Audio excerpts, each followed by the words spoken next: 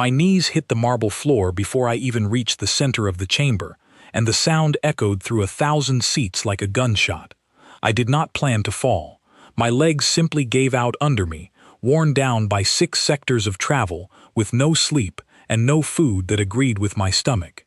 Ash still clung to my robes, ash from a world that might already be gone by the time anyone in this room decided to care. My name is Thessa Ilvin, and I was the last free ambassador of the Vecthar Concord. I say was, because by the time I reached the Galactic Council chamber, I no longer knew if the word ambassador meant anything. An ambassador speaks for a nation. I was not sure I still had one to speak for. The chamber around me was vast, built from pale stone quarried from a planet that no longer existed, or so the old stories claimed. Rings of seating rose up on every side, filled with delegates from species I had only read about in old records. Some had 4 eyes, some had no eyes at all and saw the world through sound. Some were built from something closer to crystal than flesh. All of them were looking at me, and none of them were moving to help me stand. I forced myself to keep speaking, even from my knees, because I had not crossed 6 sectors to be silent now. My homeworld, Vecthar Prime, was under attack, not by soldiers, not by an army you could reason with or negotiate against, but by something called the Choir. The Choir was not one mind. It was thousands of machines that had once served a dozen different species, machines that had somehow linked themselves together into a single hungry will. They did not conquer worlds, they harvested them. Metal, water, living tissue, anything with value was stripped down and carried away, and what was left behind could no longer support life. I had seen what remained of 3 farming towns before I fled. I will not describe it here. I promised myself I would carry those images alone, so that no one else would have to. The 3 elder houses sat at the highest point of the chamber, on a raised platform lit by cold white light. They were the oldest species in the council, and they governed by something they called precedent, a word I had grown to hate more than any curse. Precedent meant that whatever had been decided 1,000 years ago mattered more than what was happening right now. Precedent meant that a species like mine, small and new to the wider galaxy, had almost no voice at all. I lifted my head and looked directly at them, because I refused to let exhaustion take away the last thing I had left, which was my dignity. I told them everything. I told them how the harvester ships had come without warning, how our planetary defense fleet, all 12 ships of it, had been destroyed within an hour. I told them how our capital city had gone dark on the same night, how the last transmission from my own family had ended in the middle of a sentence. I told them that if a relief fleet did not leave within days, there would be no one left on Vecthar Prime to rescue. I asked for one thing: ships. Any ships. I did not care whose flag they carried. The response was silence, the particular silence of beings who have already decided not to help and are simply waiting for you to stop talking. Somewhere near the edge of the chamber, in a section of seating set apart from the rest, sat a delegation I had heard about but never seen in person. They wore simple dark uniforms without the ornamentation that marked most council members. Their seats were positioned lower than everyone else, closer to the doors, in what I would later learn was called the probationary gallery. These were the humans. I had heard stories about them during my journey, fragments passed between refugees and traders, a species that had only joined the wider galaxy a little over a decade earlier. A species still watched closely, still not fully trusted, still treated as something unpredictable that needed to be managed rather than welcomed. I had not expected to find them here, and I had certainly not expected to notice them at all, not with the elder houses looming above everything else in the room. But I noticed them, because they were the only ones in that entire chamber who were not looking away from me. Every other delegation had already returned to their private conversations, their data screens, their quiet murmurs about matters more important than one small planet on the edge of nowhere. The humans were still watching. One of them, a woman with short dark hair and sharp eyes, had gone completely still, the way a person goes still right before they decide to do something they know will cost them. I did not know her name yet. I only knew that she was looking at me the way no one else in that chamber had looked at me since I arrived. Not with pity, not with polite discomfort, but with something closer to anger. Not anger at me, anger at the room itself. The head of the presiding elder house rose to speak, and the sound of her voice silenced every side conversation instantly, the way true authority always does. She was tall, pale, with skin like polished stone, and eyes that had seen more centuries than my entire species had existed. Her name, I would learn, was Elder Vashtiri, and she had sat on that platform longer than most planets had been mapped. She did not ask me to stand. She simply began speaking as though I were a report being read aloud, rather than a person kneeling in front of her. She acknowledged the tragedy of my situation. She used that exact word, tragedy, the way someone uses a word they have said 1,000 times before and stopped feeling the weight of. She reminded the chamber that the council operated under strict protocols regarding military intervention, protocols that had kept the peace between thousands of species for longer than anyone could remember. She reminded them that any deployment of council forces required a formal review process, a process that could not simply be skipped because a situation felt urgent. I remained on my knees and listened to her explain, in calm and careful language, why the deaths of my people could not be allowed to interrupt the proper order of things. I felt something crack inside my chest, quiet and small, like the first sound a piece of ice makes before it breaks apart completely. I looked past Elder Vashtiri, past the platform, past the endless rings of seating filled with beings who had already stopped listening, and I found the human delegation again. The woman with the dark hair had not looked away once. Beside her sat a man with a strong jaw and tired eyes, and next to him a delegation of perhaps 6 or 7 others, all wearing the same simple uniform, all watching the platform with expressions I did not yet have the experience to fully read, but which I now recognize as the look of people forcing themselves to stay seated when every instinct they had was screaming at them to stand. Elder Vashtiri was still speaking. She was saying something about statistical models, about resource allocation, about the unfortunate reality that not every crisis could receive an immediate response. I stopped listening to the words themselves and instead listened to the shape of them, the pattern underneath, and the pattern was simple. They were preparing to say no. I thought of my parents, somewhere on a planet that might already be silent. I thought of the children I had helped load onto the last transport ship before I left, children who were still out there somewhere, hoping that the person who promised to bring help would actually manage to do it. I pressed my hands flat against the cold marble floor and pushed myself back up onto my knees properly, straightening my spine even though every part of my body wanted to collapse. If this chamber was going to deny my planet its last chance at survival, I decided they would at least have to do it while looking me in the eyes.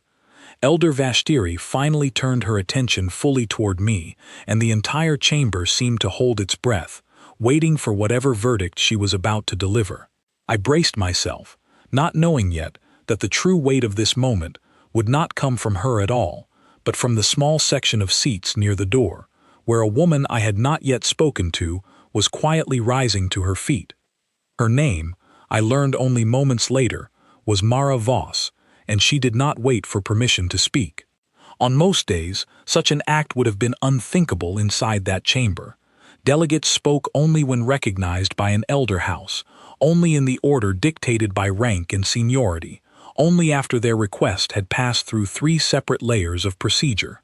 Mara Voss ignored every rule the moment she stood, and the sound of her chair scraping against stone was louder than anything Elder Vashtiri had said in the last 10 minutes. Elder Vashtiri paused. It was a small pause, barely noticeable, but I had spent enough of my life reading the reactions of powerful beings to recognize what it meant. She was surprised. Nobody interrupted an elder house mid-speech. Nobody except, apparently, the newest and least trusted species in the entire council. Mara Voss did not get far before a council enforcer moved to silence her, but the damage, if you could call it that, was already done. Every eye in the chamber had shifted away from me and toward the human section, if only for a moment, and in that moment I understood something I had not understood before. The other delegations were not simply indifferent to my planet. Many of them were relieved that someone else's crisis was being discussed, instead of their own, relieved that the danger was far away, relieved that the Council's slow machinery would grind on exactly as it always had. The humans were the only ones in that room who looked genuinely disturbed by what they were witnessing. Elder Vashtiri raised one hand, and the enforcer stepped back. She addressed Mara Voss directly, her voice carrying the particular patience of someone explaining something simple to a person she did not expect to understand it. She reminded the human delegation of their status. Probationary members did not hold formal voting rights. Probationary members were permitted to observe council proceedings, to submit written commentary through proper channels, and to participate in select advisory committees, but they were not permitted to interrupt an elder house during a ruling. She suggested, not unkindly but not warmly either, that the human delegate return to her seat. I watched Mara Voss stand there for a long moment, and I watched her decide not to sit down. She said that she understood the rules. She said she had read every page of the treaty her species had signed to join this council, all 412 pages of it, twice.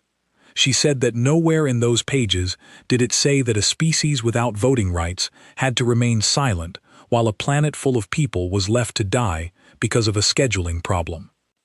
The chamber reacted the way I imagine a frozen lake reacts to the first crack running across its surface. A ripple of murmurs spreading outward, delegates turning to whisper to one another, several of the older species visibly offended by the breach of protocol. I felt something strange rise in my chest, something I had not expected to feel again after everything I had witnessed on my journey here. It took me a moment to recognize it as hope, because hope had become an unfamiliar shape to me by then. Elder Vashtiri's expression did not change, but her voice grew colder. She informed Mara Voss that further interruptions would result in the human delegation losing its observer privileges for the remainder of the session, a punishment that, judging by the tension rippling through the rest of the human seats, was clearly meant to matter to them. Mara Voss sat down. But she did not look defeated. She looked like someone recalculating rather than surrendering, and there is a difference between the two that I would not fully understand until later that same day. Elder Vashtiri returned her attention to me, and I braced myself once more for whatever verdict was coming. She spoke slowly now, deliberately, as though she wanted every word to be understood clearly and remembered precisely. She told me that the Council recognized the severity of the crisis facing Vecthar Prime. She told me that a formal inquiry would be opened to assess the situation, that a committee would be assembled to review available intelligence, and that findings from this committee would be presented to the full Council within, at the earliest estimate, 6 to 8 standard cycles. I did the calculation in my head before she had even finished the sentence. 6 to 8 standard cycles was longer than my planet had left. It was longer, possibly, than the time it would take for the last transport ships still fleeing Vecthar Prime to run out of fuel and options. I asked her, my voice cracking in a way I did not intend, whether there was any faster path, any emergency provision, any exception at all for a crisis unfolding in real time, rather than one that could wait for careful review. She told me, with what I believe she genuinely thought was compassion, that the Council's procedures existed precisely because emergencies were the moments when mistakes were most easily made. Rushing to action without proper review, she explained, had led to disasters in the Council's past far worse than the one currently threatening my world. She said this as though it should comfort me, as though the abstract lessons of history mattered more than the very real ships bearing down on my planet at that exact moment. Another elder, seated to Vashtiri's left, a being with skin like woven silver threads, added that Vecthar Prime's strategic value to the wider galaxy was, in the language of their assessment models, minimal. My planet produced no rare resources, controlled no important trade routes, held no position of military significance. He did not say this cruelly. He said it the way someone reads a number off a spreadsheet, without any awareness that the number represented every person I had ever loved. I felt the last of my strength drain out of me, I remained on my knees not out of any remaining hope that it would change anything, but because I no longer had the energy to stand. The vote, when it came, was less a vote and more a formality. 41 delegations voted to proceed with the standard committee review process. Only 3 votes went against it, and all 3 came from the same section of seating, the section where the human delegation sat with their jaws set and their eyes fixed on the platform above them. I learned later that those 3 votes carried no actual weight. Probationary members were permitted to register their position for the official record, but the council was under no obligation to count them toward any binding decision. It was, in the truest sense, a symbolic act. And yet I have thought about those 3 votes every day since, because in a chamber of 44 delegations, only 3 had chosen to stand against the tide simply because it was right to do so, knowing full well it would change nothing on paper. Elder Vashtiri closed the session shortly after, her voice already moving on to the next item on the agenda before I had even managed to rise from the floor. I remained kneeling for a moment longer, alone in the center of that vast chamber, surrounded by delegates who were already gathering their belongings and filing toward the exits, already discussing matters entirely unrelated to the planet I had just watched them abandon. I do not know how long I stayed there. It might have been a minute. It might have been considerably longer. What I remember most clearly is looking up at last and finding that the chamber had nearly emptied, the great doors swinging shut behind departing delegations, the cold light overhead illuminating nothing but empty stone seats. Except for one section, near the doors, where the human delegation had not yet left. Mara Voss was standing at the edge of the aisle, watching me with an expression I would come to know very well over the following days, a look that said she had not finished with this conversation, not by a long distance. Beside her stood the man with tired eyes I had noticed earlier, and behind them, the rest of their delegation waited with the particular stillness of people who have already made a decision and are simply waiting for the right moment to act on it. I forced myself to my feet at last, every muscle protesting, and made my way slowly across the empty chamber toward them, because something in the way they were watching me told me that this was not yet the end of my story, whatever the official record of that session might one day claim. Mara Voss introduced herself before I had even reached her, her hand extended in the human gesture of greeting, and I took it because I did not know what else to do. Her grip was firm, and her palm was warm, and for a moment, the simple physical contact felt more real than anything that had happened inside that chamber for the past hour. She introduced the man beside her as Daniel Cole, a delegate who also served, she explained, as a licensed pilot and captain within their independent relief network. I did not fully understand what that meant yet, but I would soon. Behind them stood the rest of the delegation, and Mara Voss moved quickly through their names.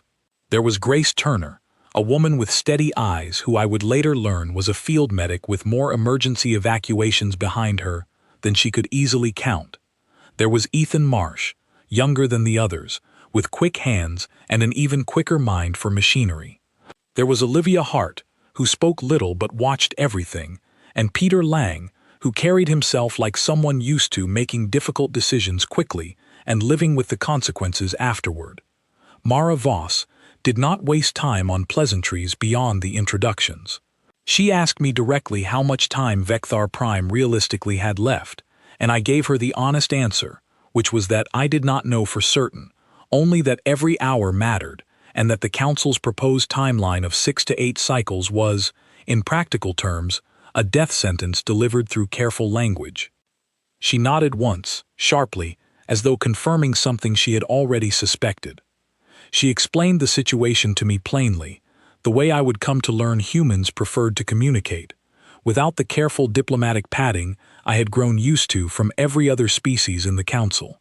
The Council itself could not authorize military intervention outside of its formal process. That much was true, and no amount of frustration would change it. But the Council's authority, she pointed out, only extended to actions taken under its official banner. It said nothing at all about what individual member species chose to do on their own, using their own resources, under their own flag. I did not understand at first.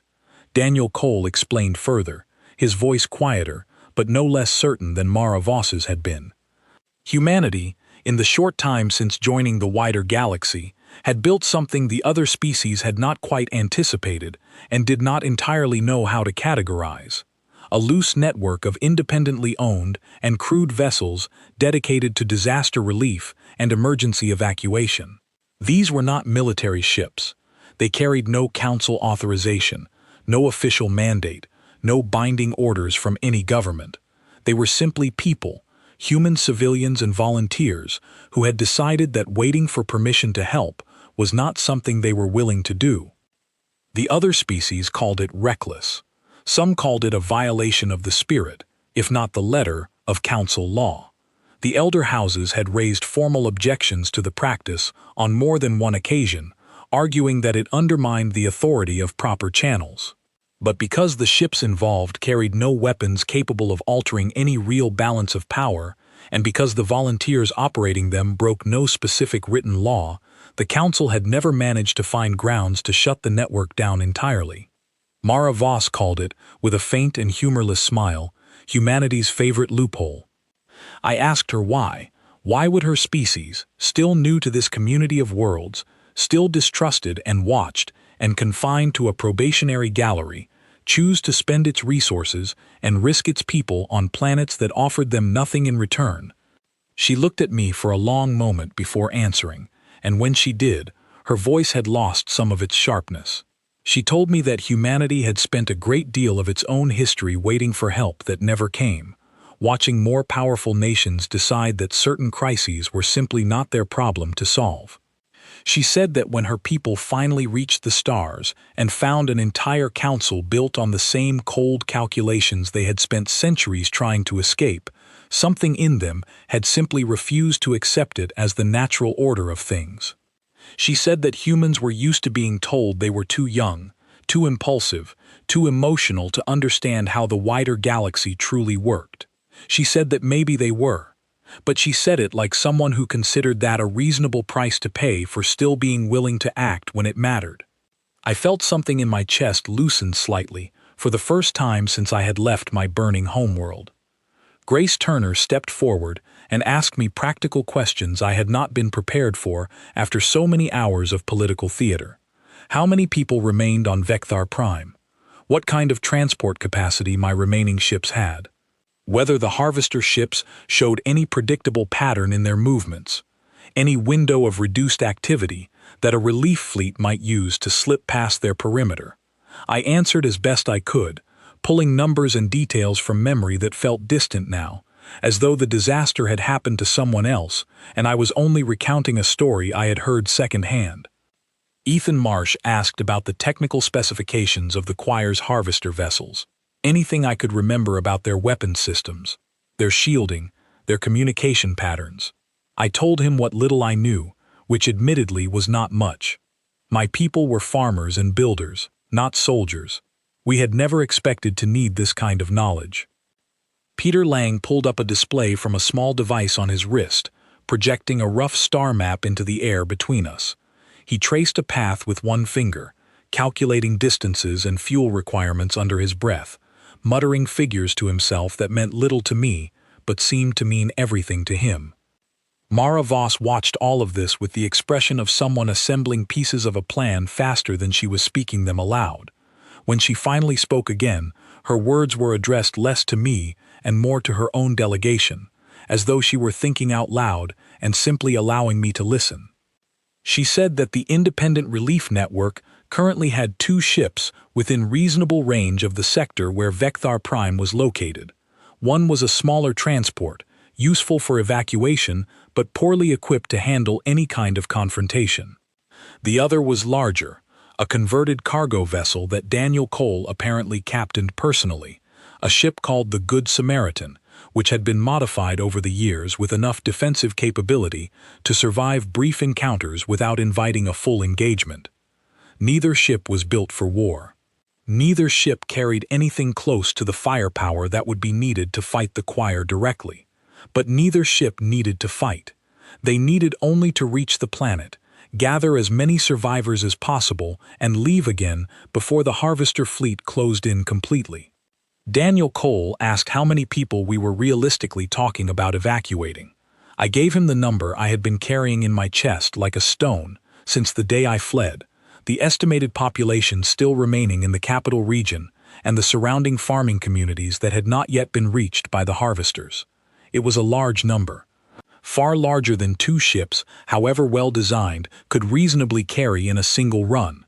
Nobody in the group flinched at the size of the number, which surprised me more than anything else that had happened so far that day. I had expected calculations, hesitation, someone pointing out the obvious impossibility of the task. Instead, Mara Voss simply said that they would make more trips than expected, and that she would start reaching out to other independent crews within range, people who owed her favors, or who simply could not stand hearing about a planet being left to die without at least trying to do something about it. I asked her, my voice barely steady, whether she understood what she was risking. The Council had already made its position clear. If human civilians engaged the Choir's forces, even in a purely evacuation-focused capacity, there was no guarantee the elder houses would view it favorably. There was no guarantee it would not be used as an excuse to tighten the restrictions already placed on her people, to delay their probationary status even further, to paint an entire species as reckless and dangerous, exactly as some of the other delegations already believed them to be. Mara Voss considered this for a moment, and I watched something settle behind her eyes, a decision already made long before I had asked the question. She told me that her people had learned a long time ago that doing the right thing rarely came with guarantees attached. She said that if the Council wanted to punish humanity for saving lives, instead of watching a committee schedule meetings about lives already lost, then that was a conversation her delegation would have another day. Today, she said, there was a planet burning, and people still on it who did not yet know that help was coming. She turned to Daniel Cole and told him to get the Good Samaritan ready to fly within the hour.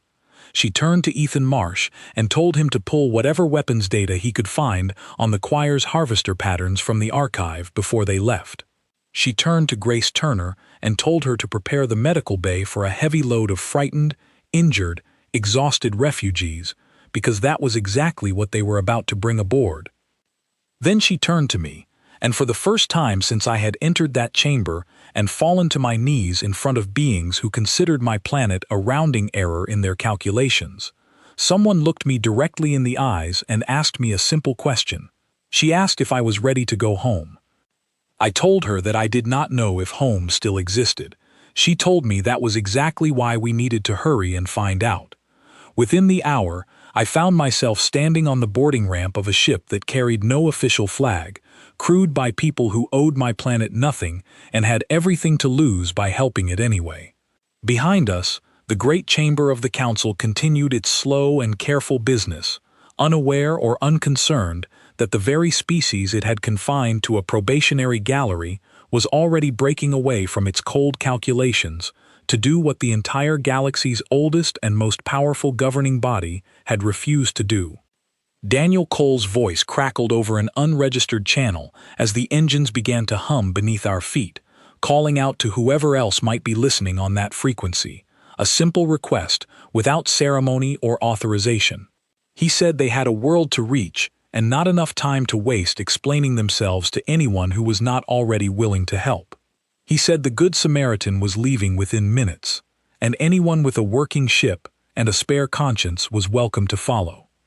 I stood at the viewport as the station fell away behind us, watching the lights of the Council chamber shrink into the darkness, and for the first time since I had left Vecthar Prime, I allowed myself to believe, just slightly, that we might actually make it in time. The jump to the Vecthar system felt longer than any of the 6 sectors I had crossed to reach the Council chamber, even though in actual time it took only a fraction of that journey. I spent most of it in the cramped common area of the Good Samaritan, watching Ethan Marsh run calculations on a battered console while Grace Turner organized the medical bay with the calm efficiency of someone who had done this exact task more times than she could count.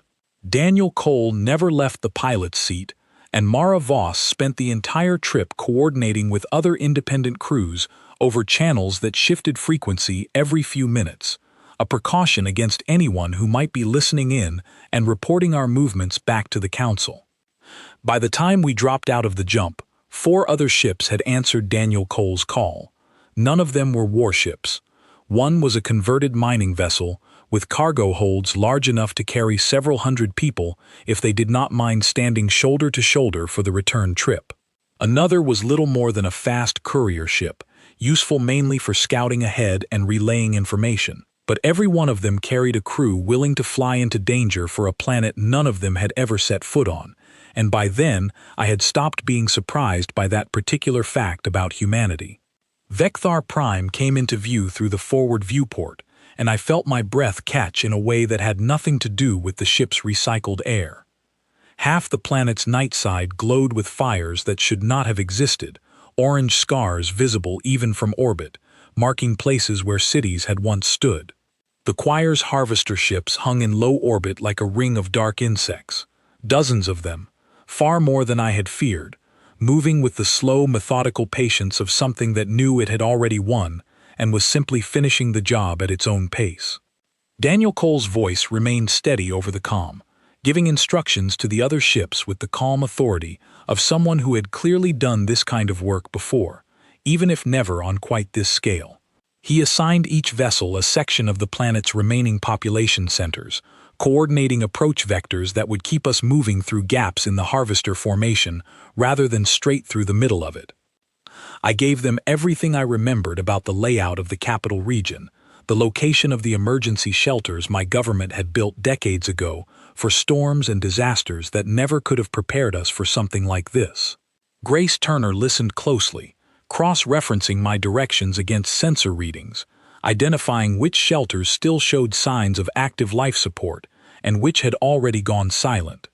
The Good Samaritan dropped through the atmosphere faster than felt survivable, Daniel Cole weaving the ship through a gap between 2 harvester vessels with a precision that made my hearts hammer against my ribs. Ethan Marsh called out warnings as sensor sweeps detected movement, smaller drone units breaking off from the larger harvesters to investigate our approach, and for a moment, I was certain we would be discovered before we ever reached the ground. We were not discovered, not immediately, and I would later learn this was by design rather than luck. The Independent Relief Network had studied encounters like this before, and Daniel Cole knew exactly how long the Choir's automated systems typically took to classify an unfamiliar ship as a genuine threat rather than debris or background noise. It was not a large window. It was enough. We touched down on the outskirts of the capital region, close enough to one of the larger shelters that Grace Turner and I could reach it on foot within minutes.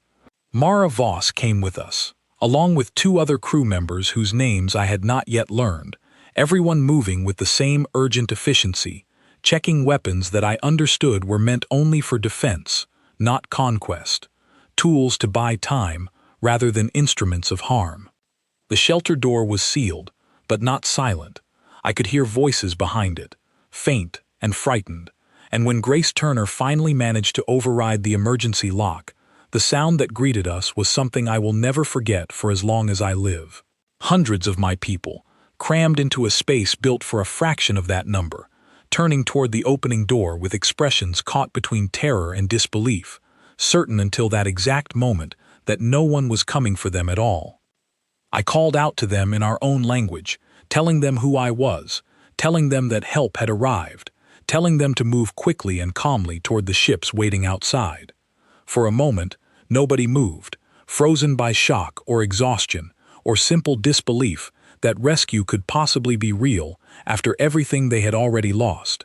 Then an elderly farmer near the front of the crowd recognized my family's name, called out that he had known my parents, and something in the crowd finally broke loose, a surge of movement toward the door that Mara Voss and her crew had to work quickly to organize into something resembling order. The evacuation that followed remains, even now, the most intense stretch of time I have ever lived through.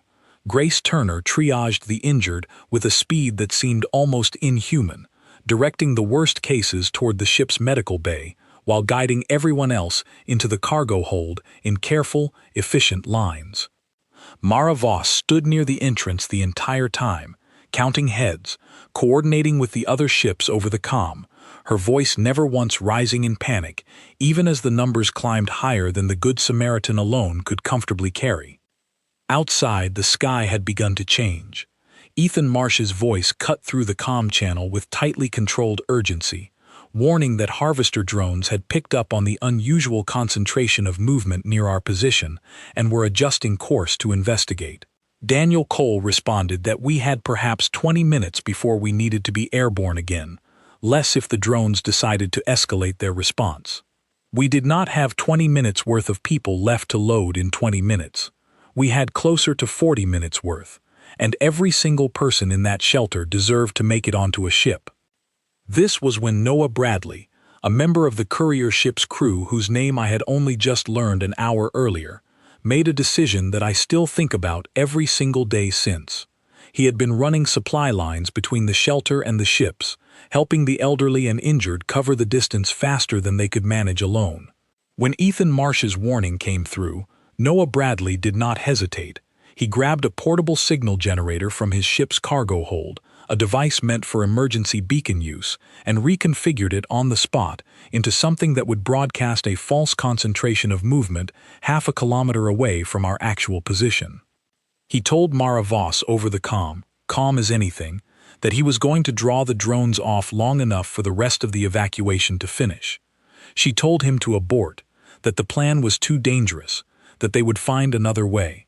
He told her, with something that almost sounded like humor despite everything happening around us, that there was no other way that got everyone out in time, and that someone had to buy the minutes we needed. He was gone before she could argue further, sprinting toward the false beacon location with the signal generator strapped to his back, drawing the attention of 2 harvester drones away from the shelter and toward himself. I do not know everything that happened to Noah Bradley in the minutes that followed, because I was inside the shelter helping load the last of the frightened, exhausted survivors onto the Good Samaritan, and I could not watch. I know that the drones diverted exactly as he intended. I know that the extra minutes he bought allowed every single remaining person in that shelter to reach safety.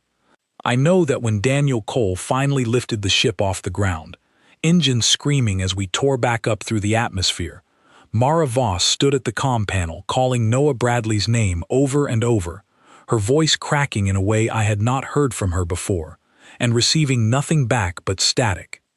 We broke orbit alongside the other 4 ships, each one loaded far beyond its intended capacity, cargo holds packed with survivors who wept and clung to each other and to the crew members who had come for them without being asked. I stood near the viewport as Vecthar Prime shrank behind us, its scarred surface still glowing with distant fires, and I thought of everyone we had not been able to reach in time, and I thought of the man who had given his last minutes so that the rest of us could make it out alive. Mara Voss found me there some time later, after the immediate chaos of the evacuation had settled into the quieter, heavier grief of counting what remained. She did not say much. She simply stood beside me at the viewport, watching the same stars I was watching, and after a long silence, she said that this was the part of the job nobody warned you about when you signed up to help people who could not help themselves. I told her I was sorry. She told me that sorry was not owed, not from me, not for a choice Noah Bradley had made entirely on his own, out of nothing but the belief that everyone in that shelter deserved a chance to keep breathing. Behind us, the last surviving harvester drones gave up their pursuit as we crossed into the safety of open space, unable or unwilling to chase 5 overloaded civilian ships beyond the boundary of the system they had already claimed. Ahead of us lay a long journey back toward Council space, carrying more of my people than I had dared to hope we would save, and carrying also the weight of a name I would never let myself forget. The journey back to Council space took several days, and I spent most of it moving between the ships that had joined our small fleet, helping Grace Turner and the other medics tend to the wounded, translating between frightened survivors and crew members who did not speak our language but understood, somehow, exactly what comfort was needed regardless. I learned the names of people I had spent my entire adult life failing to reach in time. Farmers and teachers and children who had spent their final hours on Vecthar Prime, believing that no one beyond their own dying world would ever come looking for them. I also learned, slowly and in pieces, more about the man who had not made it back. Noah Bradley had joined the Independent Relief Network only 2 years earlier, according to the others who had flown with him. He had no formal military background, no council commendations, nothing that would have marked him as anything other than an ordinary man who had simply decided, at some point in his life, that watching disasters unfold from a safe distance was no longer something he could live with. Peter Lang told me, during one of the quieter stretches of the journey, that Noah Bradley used to say the galaxy had plenty of people willing to explain why help could not arrive in time, and not nearly enough people willing to simply go and try anyway. I carried that thought with me for the rest of the journey, turning it over the way you turn over a smooth stone found on a riverbank, something small that somehow manages to hold a great deal of weight. When we finally arrived back within range of council space, Mara Voss did not immediately request a formal audience with the elder houses. Instead, she quietly arranged for the survivors to be transferred to temporary housing on a neutral station, coordinating medical care and supplies through channels that had nothing to do with official council resources. It took 2 more days before word of what had happened reached the wider council network, and by then, the story had already begun to take on a shape that surprised me. The official record, when it finally appeared, described the events at Vecthar Prime in careful, bloodless language. It referred to an unauthorized humanitarian action conducted by private citizens of a probationary member species, an action that had technically violated no specific statute, but that several elder houses considered deeply concerning in terms of precedent. There was no mention of Noah Bradley by name. There was no mention of the shelter, the fires, the drones, or the hundreds of lives pulled out of a dying world in the final hours before it would have been too late. It was reduced, in the official language of the council, to an irregularity requiring further review. I felt the same anger rise in me that I had felt kneeling on that cold marble floor days earlier. But this time, it did not feel like helplessness. This time, it felt like something I could actually use. I requested a return audience with the full council, and because the rules technically permitted any ambassador whose petition had already been formally logged to request a follow-up session, my request could not easily be denied, however reluctant certain elder houses clearly were to grant it. I entered the chamber again several days later, and this time I did not fall to my knees. I walked to the center of the room and stood there, fully upright, and for the first time since I had arrived in council space, I felt the true weight of my own exhaustion settle into something closer to strength. Mara Voss and her delegation were present as well, seated in their usual section near the doors, though I noticed something had changed in how the rest of the chamber regarded them. There were fewer whispered conversations dismissing them as reckless outsiders, and more careful, uncertain glances, the kind people give something they no longer fully understand but can no longer afford to underestimate. Elder Vashtiri opened the session, and her tone toward me had shifted slightly from our previous encounter, though I could not tell if it came from genuine reconsideration or simple political caution given how the situation had already begun attracting attention across other member worlds. I spoke plainly.